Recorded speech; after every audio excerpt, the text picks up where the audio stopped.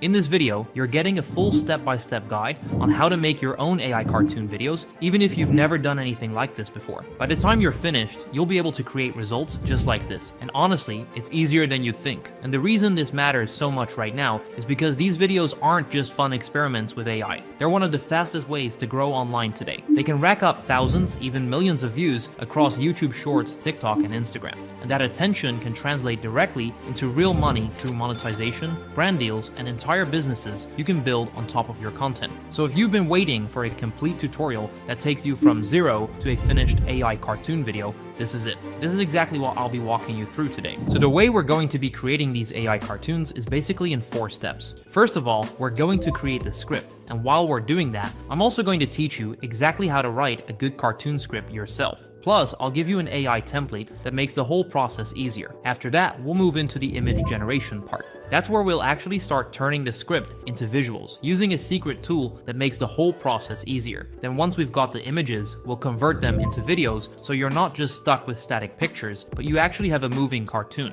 And finally, the last step is doing the voiceover, which is what really brings everything together and makes it feel like a finished cartoon. So by the end of this video, you're gonna know exactly how to put everything together into a complete cartoon video that you can post online, pretty much anywhere. Now let's start with the first step, which is writing the script. To write a good cartoon script, we need a couple of key things in it. First, we need a hero, so someone the audience will be rooting for. Then we need a villain, someone the hero is going to defeat. And then finally, we need it to be a super simple, easy to follow story that just progresses naturally toward the hero finally doing something great and succeeding at whatever he set out to do. And the best way to script that is in scenes, because when we break it into scenes, it gives us a really nice foundation to create the images for each scene, and then later to actually put them together into a video. So for that exact thing, I made this ChatGPT template right here. It's really simple, but it includes everything you need to make a story work: the hero, the villain, the arc, and it keeps it fun, light, and easy to follow. Now if I copy this template into a brand new ChatGPT chat, I can just insert my idea into the brackets. For example, I'll write, "A brave squirrel tries to save his magical acorn from a sneaky fox who wants to steal it." Then the AI will automatically build out the story following the rules. And here's the result it gave back. As you can see,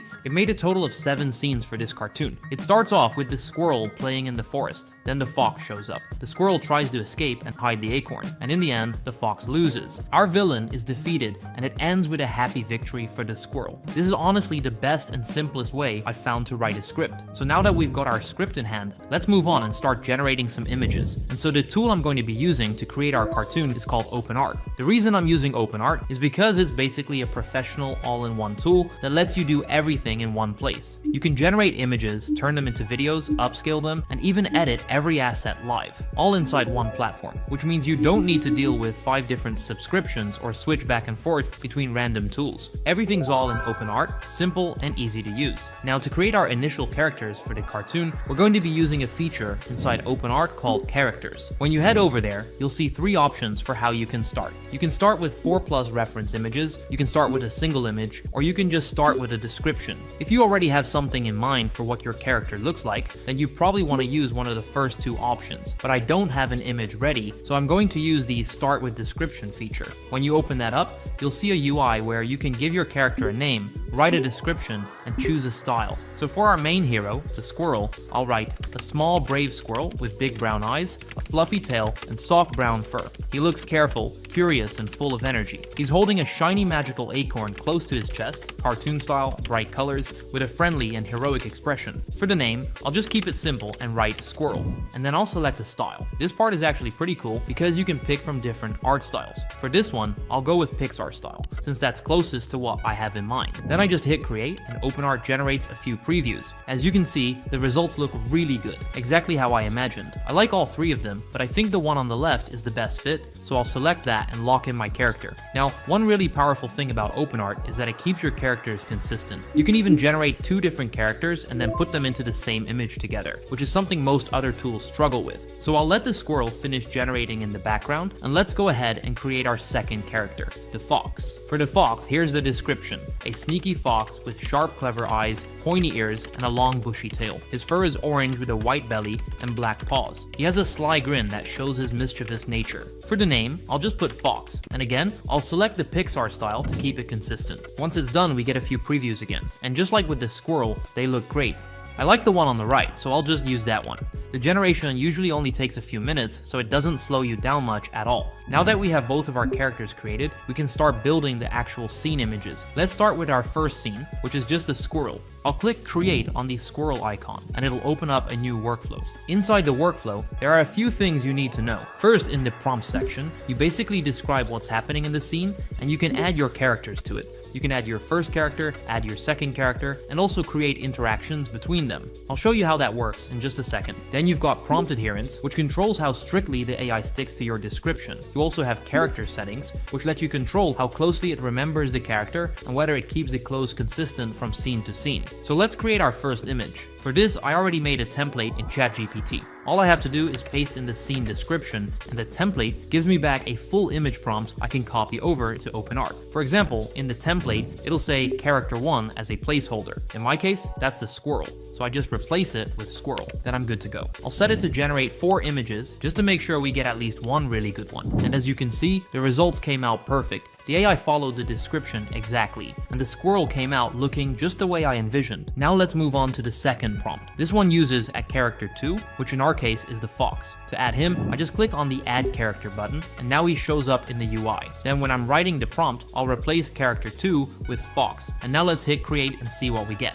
And there we go, it looks amazing. Both characters show up together in the same scene, consistent with their designs. And it's exactly how I wanted it to look. So that's basically how the image workflow goes. You go back to ChatGPT, grab the prompt from the template, paste it into OpenArt, and generate the image. Then just repeat that for each scene. By the way, if you're making actual shorts, you'd normally want to set everything up in vertical format. Since this is a long form video though, I'm keeping it in landscape so it's easier for you to see the details. Let's do the next one. It's a scene with both characters, so I'll replace character 1 with squirrel and character 2 with fox. If you mix them up, things can get weird really fast, so just make sure the names are matched correctly. And as you can see, it generated just fine. So I'll go ahead and finish up the rest of the images in the same way. Once they're all done, I'll mark my favorites with a star so they're easy to keep track of. And now all the images are ready to go. So to generate our videos, this part is actually pretty simple. We've already done the hard work by generating all the images. Now all you need to do is head over to the video section in OpenArt. Make sure you're switched over to the image to video option, which is the one that starts off with a starting frame. Then you just select your model. Personally, I recommend going with Kling 2.1 or Kling 2.5, since those give the best results for cartoons. Google VO3 is the most realistic model, but we don't really need realism here. We want more saturation in the colors, everything looking nice, happy, and cartoon-like. So Kling is the way to go. So I'll select Kling 2.5 and grab my first scene image. You can do this really easily without even downloading the files. Just click on history, and you'll see every image you've made already sitting there ready to go. So I'll just pick the first one, click confirm, and now we can write the prompt. Now, you might have already noticed that when you're using the template, it actually generates a video prompt for you as well. So it's basically the exact same process we used for images. You just grab the prompt from ChatGPT, paste it into the model,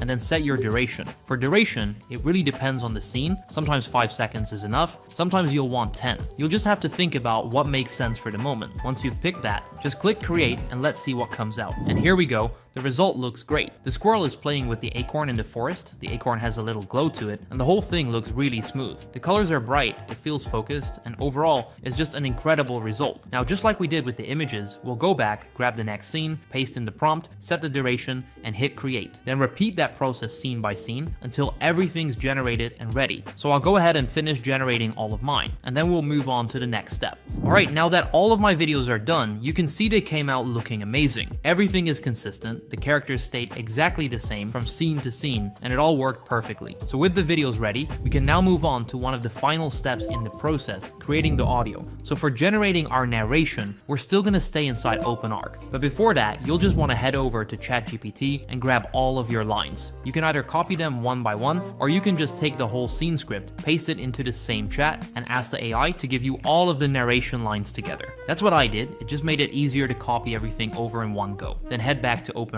and down in the bottom left, you'll see the audio section. This part uses ElevenLabs as the model, and as you probably know, ElevenLabs is one of the best tools out there for speech generation, so it works perfectly for narration. I'll paste all my lines into the prompt window. You can also do it one line at a time if you prefer, but honestly, I think it's just easier to generate everything at once and then cut it up later in your editing tool if something doesn't line up perfectly with a scene. As long as you end each sentence cleanly, the AI will leave enough of a pause for you to move the lines around without any problem. Now comes the fun part, picking your voice. For this one, I wanted to feel like an older guy telling the story to his grandchildren. So I'm gonna go with American, male, and old. That narrows it down to a few options, and out of those, I really like Jesse the best. So I'll select Jesse, and then let's walk through the settings. Stability controls how steady the voice sounds. If you lower it, the voice becomes stiff and monotone. If you raise it, it gets more natural with a little bit of play. Since this is kind of a children's story, I'll set it a little higher at around 0.6. Similarity boost determines how closely the AI sticks to the original voice. So I'll just leave that at 0.5. Then there's style exaggeration. This makes the voice more animated or dramatic, but I don't really want that for this story. So I'll keep it very low at 0.1. Finally, the speed. By default, it's set at 1, but I'm going to slow it down just a little to 0.9, so it feels more like storytelling. Once all that's set, I'll click create.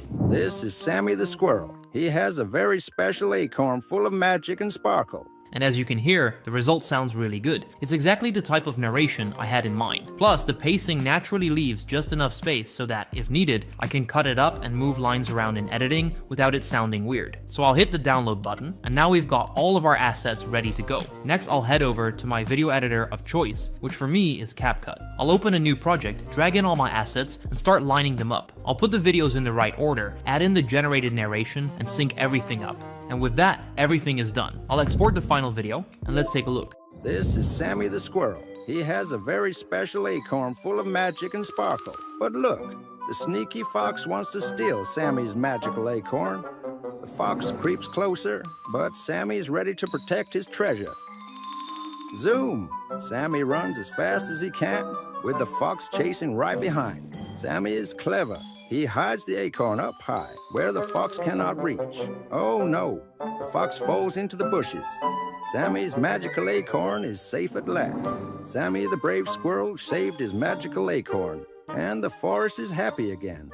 The result looks very, very good. The video generation came out amazing, and the characters stayed consistent across all the scenes, which is something a lot of people skip, and it ends up ruining the immersion. Here, it really holds together. So overall, I'd say this is a very strong result. So now you know how to take an idea straight out of your head and turn it into a finished cartoon ready to post online. And the cool part is, you can use this to start growing really fast, whether you're posting YouTube Shorts, TikToks, or any other kind of short form content. And what makes this whole process even better is that we did all of it inside OpenArt, with no need of switching multiple subscriptions or dealing with logins everywhere. Everything you need is right there in one place, which just makes the whole workflow smoother and a lot more fun. So if you want to start creating your own cartoons or any kind of AI content, go ahead and start using OpenArt with the link down in the description. Thanks for watching, and I'll see you in the next one.